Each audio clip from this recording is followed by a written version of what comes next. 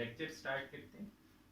सबसे पहले हम जियोडेसिक्स ऑफ शॉर्ट शील्ड देखेंगे। एग्जैक्टली वही टॉपिक है जो हमने लास्ट लेक्चर में किया था, सिर्फ और सिर्फ फ्लो बनाने के लिए, और फिर हम मूव करेंगे test of general relativity. So start करते हैं। हमें पता है कि शॉर्ट शील्ड मेट्रिक क्या है, which is given by equation 1, right. और नॉन जीरो क्रिस्टोफर सिंबल्स और वो तमाम क्रिस्टोफर सिंबल्स जो कि सिर्फ और सिर्फ सिमेट्रीज की वजह से इन तमाम से निकाले जा सकते हैं, वो हमारे पास ये टोटल 9 नॉन क्रिस्टोफर सिंबल्स हैं, non zero Christopher symbols, right.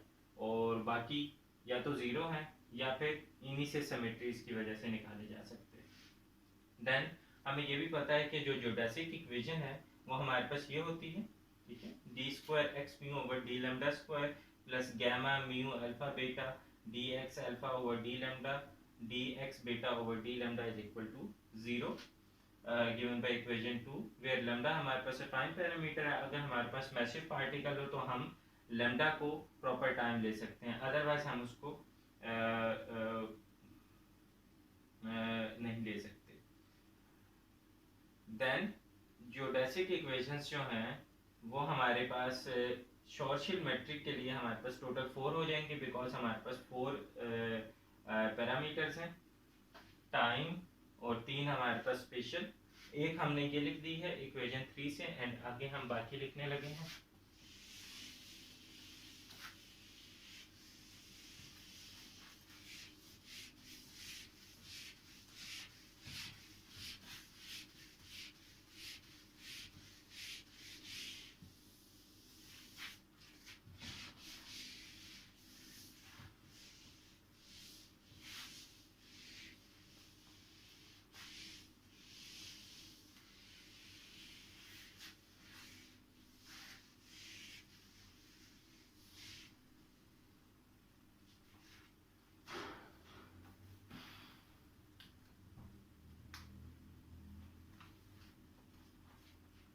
जो बाकी 3 होंगी वो हमारे पास क्या होंगी, then the other one will be d square r over D lambda square plus G M over r cube r minus 2 G am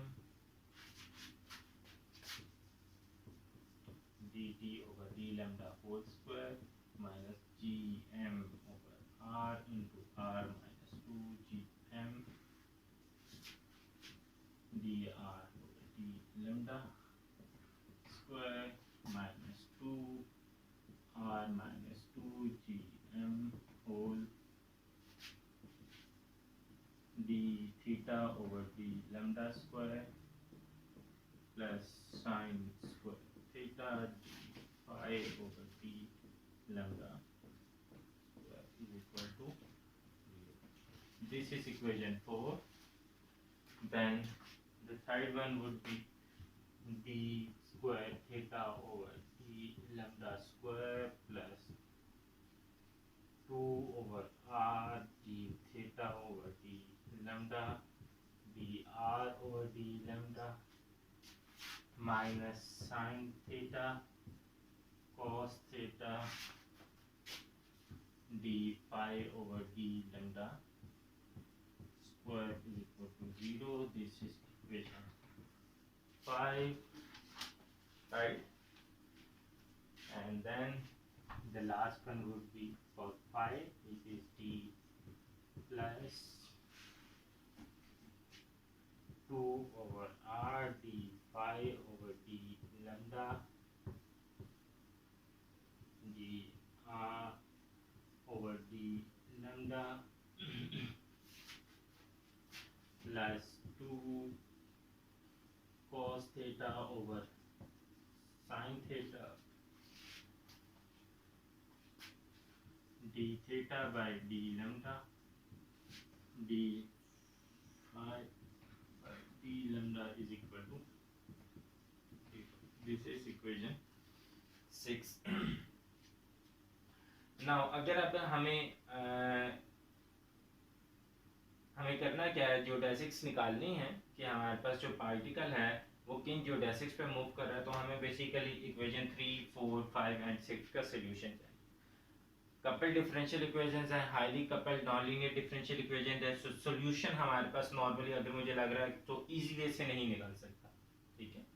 so solution जो है वो हमारे पास ये जो 4 इक्वेशंस हैं इनका डिफिकल्ट सीम हो रहा है, बट अगर हमें निकालना हो तो हम किसी और तरह से थोड़ा सा और जो है ना ट्रिक्स यूज कर सकते हैं, जिनमें हमारे पास हमें पता है कि सिमेट्रीज यूज कर सकते हैं हम।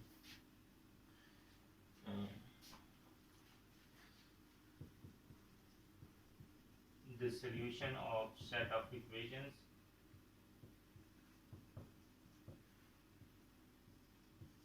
three to six seems impossible, right? ठीक है। So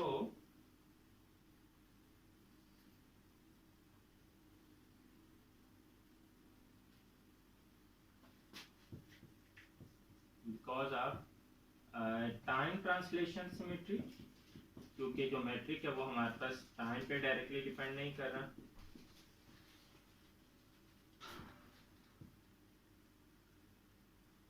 and spherical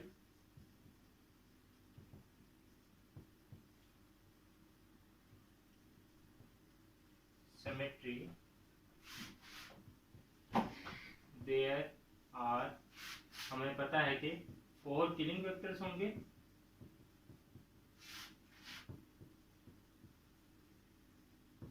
corresponding to Schwarzschild metric,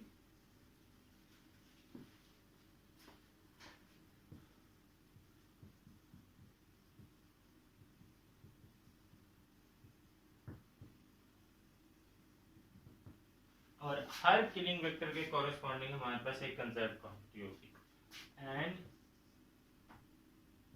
okay every killing vector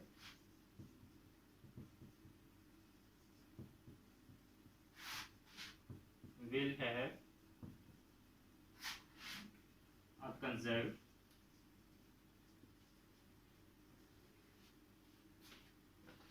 quantity,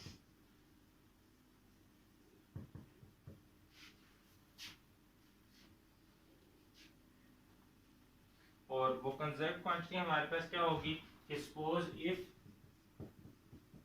k mu is a killing vector,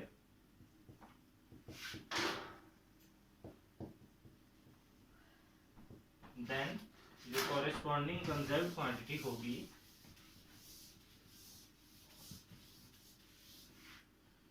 वो हमारे पास क्या होगी, k mu dx mu over d lambda,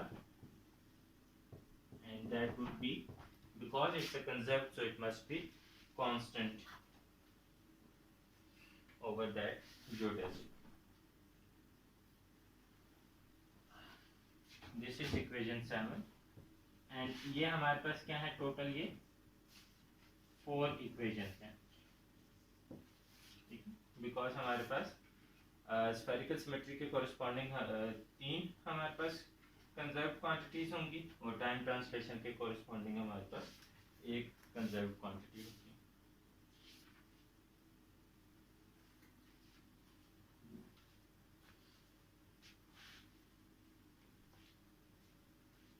अब हम कुछ नॉन रिजल्ट्स यूज करते हैं जिनमें हमें पता है कि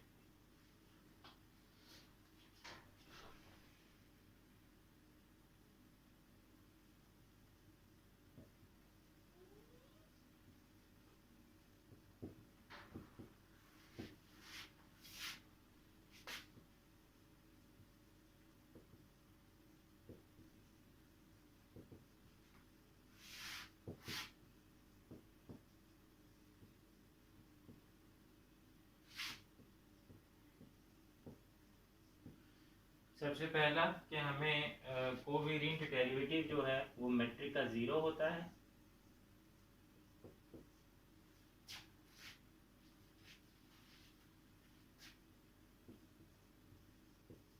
इक्वेशन 8।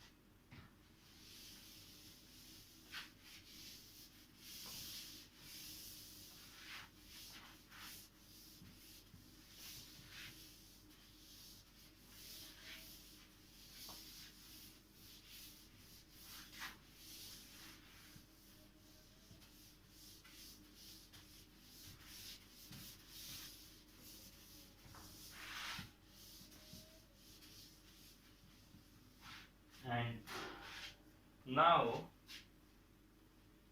अगर हम कोवेरिएंट डेरिवेटिव ऑफ मेट्रिक और जियोडेसिक इक्वेशन को यूज करें तो हम एक रिजल्ट लिख सकते हैं।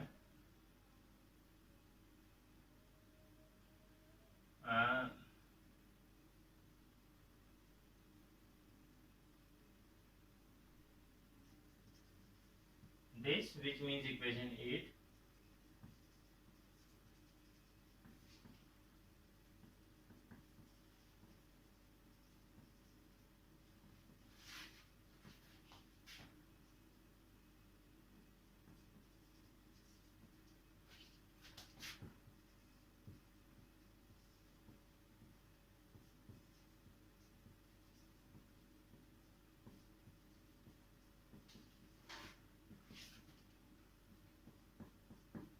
कि हमारे पास G mu D x mu और D lambda D x mu और D lambda is equal to 0 होगा। दिस इज इजी, ये हम इवन के मैट्रिक्स से भी प्रूव कर सकते हैं, which is d x square is equal to minus c square d tau square is equal to g mu nu d x mu D x nu d tau which is affine parameter lambda massive के लिए।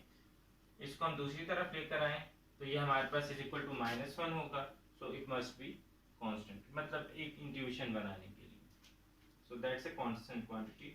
और जो 4 conserved quantities होंगी corresponding to every killing vector, वो हमारे पास क्या होंगी?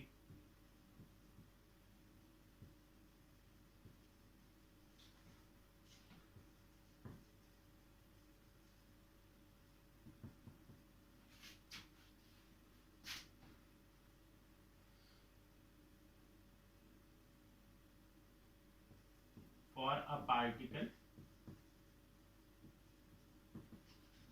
moving on the geodesics of Schwarzschild metric, on the geodesics of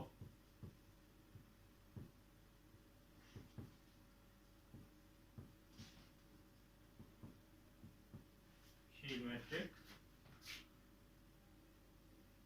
are, first हमारे पास होगी एनर्जी क्योंकि कॉरेस्पॉन्ड कर रही होंगी टाइम ट्रांसलेशन की। देन हमारे पास मैग्नीट्यूड और angular momentum,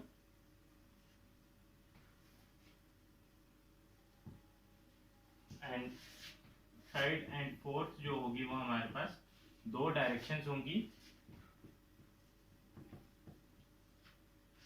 directions of angular momentum. Now अगर हमारे पास एंगुलर मोमेंटम कंजर्व्ड है तो इसका मतलब क्या है? मतलब एंगुलर मोमेंटम होता क्या है हमारे पास? R cross P classically. So अगर हम बात कर रहे हैं कि एंगुलर मोमेंटम कंजर्व है तो आर क्रॉस पी कंजर्व होने का मतलब क्या है कि पार्टिकल हमारे पास जो भी ऑब्जेक्ट है जो कि शॉर्टशील्ड मेट्रिक के जियोडेसिक्स के अलोंग मूव कर रहा है,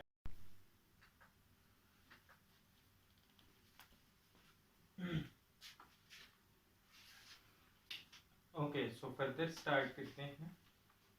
हमने देखा कि हमारे पास शॉर्टशील्ड मेट्रिक के कॉरेस्पॉन्डिंग 4 किलिंग वेक्टर्स होंगे और हर किलिंग वेक्टर के कॉरेस्पॉन्डिंग हमारे पास एक कंजर्व्ड क्वांटिटीज होगी। और जो 4 कंजर्व्ड क्वांटिटी होगी वो क्वांटिटीज होंगी वो हमारे पास क्या है?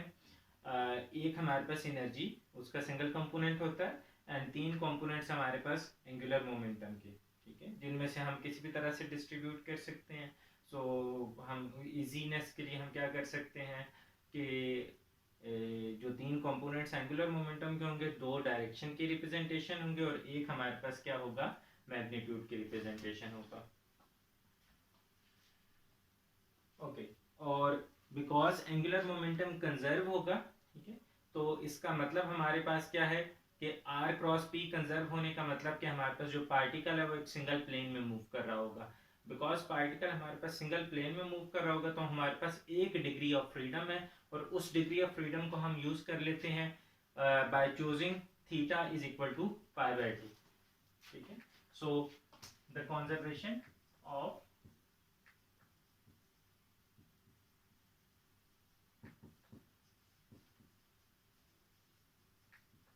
एंगुलर मोमेंटम इम्प्लाइज दैट, हमारे पास क्या होगा कि कंजर्वेशन ऑफ एंगुलर मोमेंटम हमारे पास इम्प्लाई कर रहा है कि जो पार्टिकल है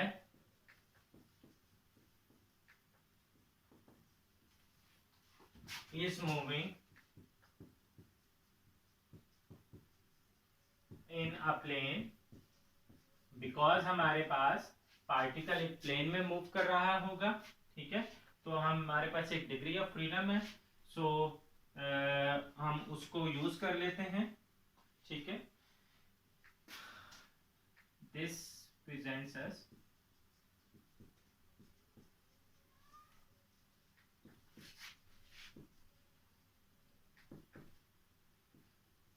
वन डिग्री ऑफ फ्रीडम, ठीक है, by using which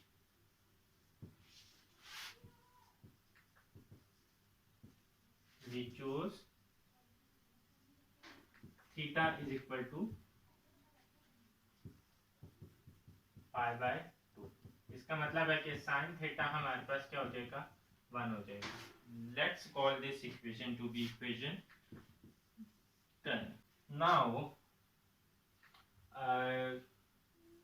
conservation of angular momentum हमारे पास इम्प्लाई कर रहा है कि पार्टिकल हमारे पास एक सिंगल प्लेन में मूव कर रहा होगा, जिसकी वजह से हमारे पास एक डिग्री ऑफ फ्रीडम है, जिसको हम यूटिलाइज कर लेते हैं by choosing theta is equal to pi by 2, which implies sine theta हमारे पास क्या है, 1 है, ठीक है। और ये हम सिर्फ और सिर्फ अपनी सिंप्लिसिटी के लिए भी ले रहे हैं, और जो theta is equal to pi by 2 होता है, इस प्लेन को हम इक्विलेटरल प्लेन कहते होते हैं। नाउ हमें कुछ चीजें पता है जो हम पहले कर चुके हैं। द कंजर्वेशन ऑफ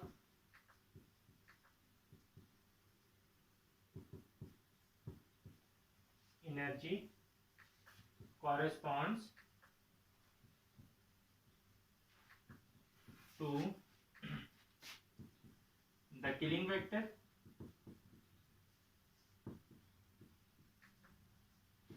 उसका हमारे पास किलिंग वेक्टर क्या होगा, k mu which is partial t mu 1 0 0 0, और अगर हम इसको लोअर में कन्वर्ट करें तो वो हमारे पास क्या हो जाएगा, -1 by 1 minus 2 G M over r 0 0 0,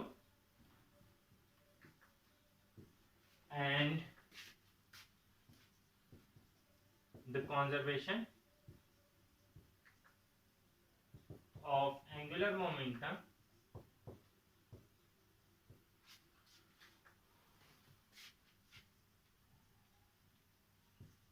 corresponds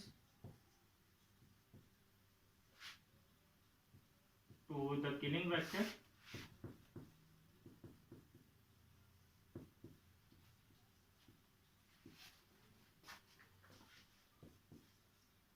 r mu partial phi mu which is 0 0 0 1, और अगर मैं इसको लोअर में कन्वर्ट कर दूं तो that would mean 0 0 0 r square into sin square theta।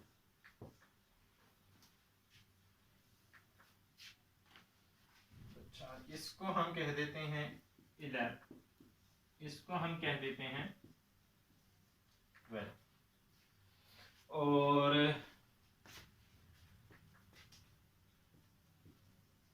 दस जो कंजर्व क्वांटिटीज होंगी, एनर्जी हमारे पास क्या होगी, k mu D x mu over D lambda, या अगर हम इसको सॉल्व कर लें -1 minus 2 G M over r into d t over D lambda. this is 13 and जो angular momentum होगा L which would be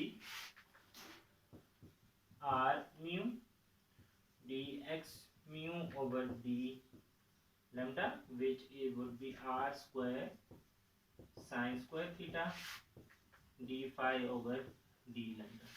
As हम अब इक्वेशन 10 sin theta 1 है, so this means that R square d phi by d lambda, और since sin theta क्या है 1 के equal,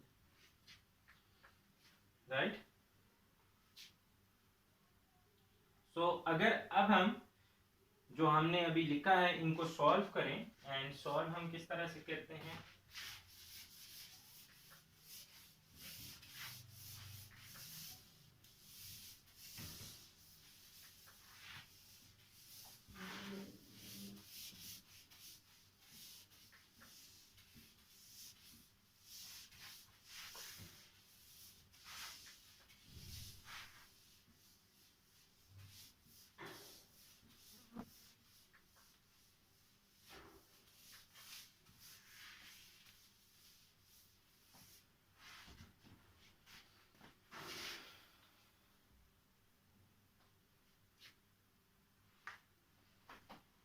इनको यूज करें तो equation 9 can be written as, जो कि पार्ट 1 में है,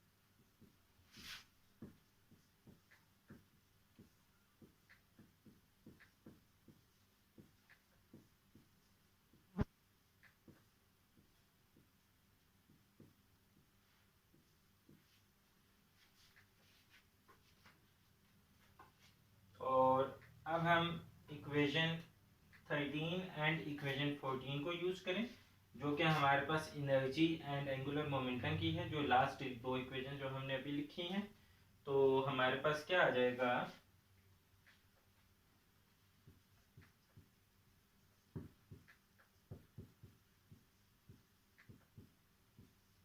using equations 13 and equation 13 and 14 or equation 13 and equation 14,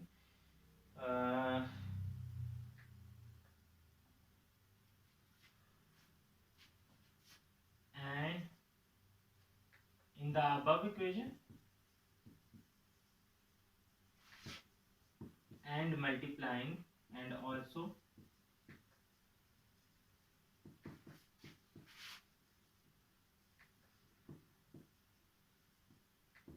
multiplying with 1 minus 2gm over r से अगर हम मल्टीप्लाई भी करें और इसको सिंप्लीफाई कर लें, तो जो हमारे पास इक्वेशन आ जाएगी वो आ जाएगी minus E square plus D R over D lambda square plus 1 minus 2gm over r L square by r plus epsilon is equal to 0, which we call equation to be equation number 15. और इस equation को हम लिख सकते हैं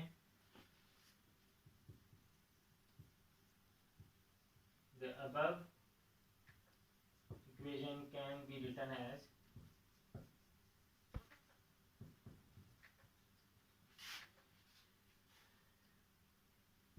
1 by 2 dr over d lambda square plus v of r is equal to xi, where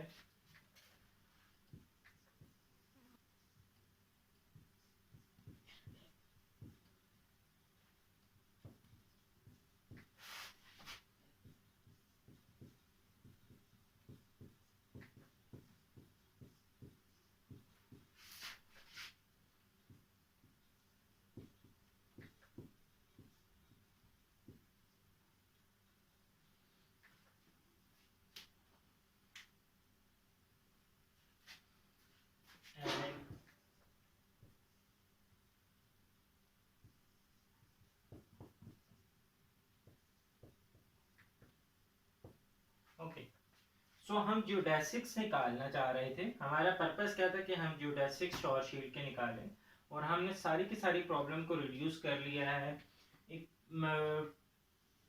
Hamiltonian की form में, right, ठीक है। और अब हमें करना क्या है, इसका मतलब क्या है कि हमारे पास प्रॉब्लम रिजॉल्व हो गई है कि हमारे पास कोई पार्टिकल है जो कि not the same particle, but जो कि अब इस पोटेंशियल पे मूव कर रहा है, जो कि हमें जियोडेसिक देगा। सो प्रॉब्लम हमारे पास रिलेटिवली जो है वो सिंप्लीफाई हो गई है ना। अगर हम इसको कंपेयर करें क्लासिकल प्रॉब्लम के साथ न्यूटोनियन में, तो न्यूटोनियन में ये लास्ट टर्म नहीं होती। इसको हम कंपेयर भी कर सकते हैं, गोल्डस्टाइन में ये हुआ है थर्ड चैप्टर में। अगर इसको एग्जैक्टली मैं वही टू बॉडी प्रॉब्लम में देखूं, टू इसको अगेन मैं क्लासिकल में जब कंपेयर करूं, तो हमारे पास ये लास्ट टर्म नहीं होगी, बाकी सारी की सारी टर्म जो है वो अपीयर हो रही होती है। तो इसका मतलब है कि मैं क्या सकता हूँ बेसिकली, यहाँ एक कोई फैक्टर नया लगा सकता हूँ, gamma, where gamma is equal to 0 in classically, gamma 0 है, ठीक है, और गैमा 1 है किसमें, जी आर। तो ये हमारे पास जो है ना सिर्फ ये टाइम डिफरेंस दे रही है। और अगर हमारे पास इम्पोर्टेंट क्या होगा, बिकॉज हमने इसको पोटेंशियल प्रॉब्लम में वो कर लिया है, तो रीराइट कर लिया है, तो हमारे पास पोटेंशियल के मैक्सिमा मिनिमा जो है ना वो हमारे पास इम्पोर्टेंट है। अब हमारे पास की पोटेंशियल का मिनिमा कहाँ लाई कर रहे हैं, मैक्सिमा कहाँ लाई कर रहे हैं, और अगर हम निकालें तो सिंपली हमें पता है is equal to 0 imply that कि आर सी हमारे पास होगा एल्स क्रिटिकल, जहां पे हमारे पास पोटेंशियल जो है वो हमारे पास एक्सट्रीमा होगा, वो हमारे पास आर सी के ऊपर।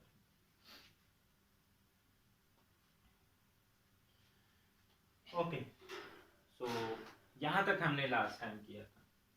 अब हम फॉरवर्ड मूव करते हैं।